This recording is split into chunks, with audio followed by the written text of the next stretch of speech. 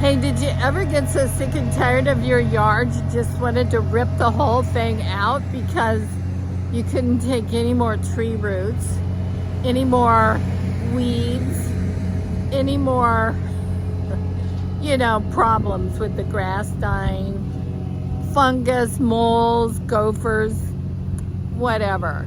Well, I finally had it with my yard. I fought the yard and I won. Look at what we're doing here.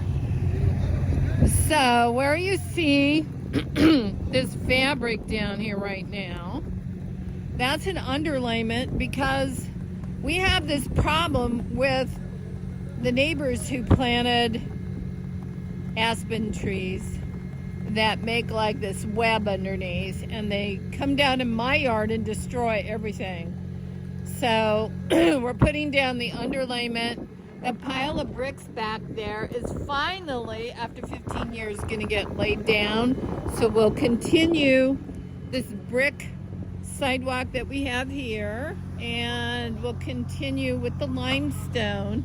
And now we're going to shoot all of that clear down here on a sidewalk, and then we're going to go around the back of the house. So I'll take you back there next. So we're back in the back of the house, and last year or the year before we put in the fence and we put up the trees, and now we're coming around here, and you can see we had to dig down quite a bit, a little over 2 foot, and we had to tear out a lot of broken concrete here. But I didn't want to take out the driveway because it's original to the house, and I wanted to kind of keep that. So basically what's going to go in here is all that brick over there. And we're going to have drains coming down underneath the patio so that we no longer have drain pipes to fall over.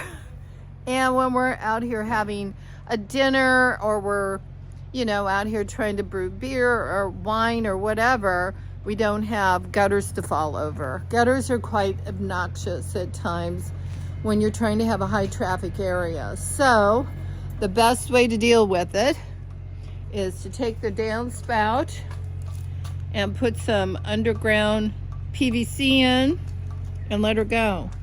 So here we have the underlayment down. Then on top of that we have sand, and they're putting in gravel. And the way we're putting in these bricks is the way they used to do it back in the 1800s. And you see that machine there, that's a compactor. So it's compacting all of this in. And we ran conduit this morning. We've got electrical outlets. We've got lights. And then over here, we're going to have a big street light in where that big hole is there. So here's the other side. We're going to have a nice wide entry back to the back patio. We got an electrical box going in here on the back of the house.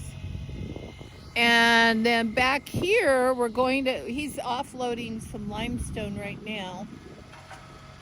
We're going to have a nice pathway here so that when David has his two-wheeler out, he's trying to be Hercules, he can push it up the ramp and not have to drag it up the big hill that we used to have, which was very dangerous. Although Elsa liked it and she ran up and down it, we slipped, and a lot of times I slipped and fell on my butt, so that wasn't good. So that's why I say I had to fight the yard. I've been fighting this yard for 15 years, and I'm just over it. It needs to be flatter. It needs to be more functional. And so this dirt here, part of it came from my house across the street. And this is our guest house over here where I'm at.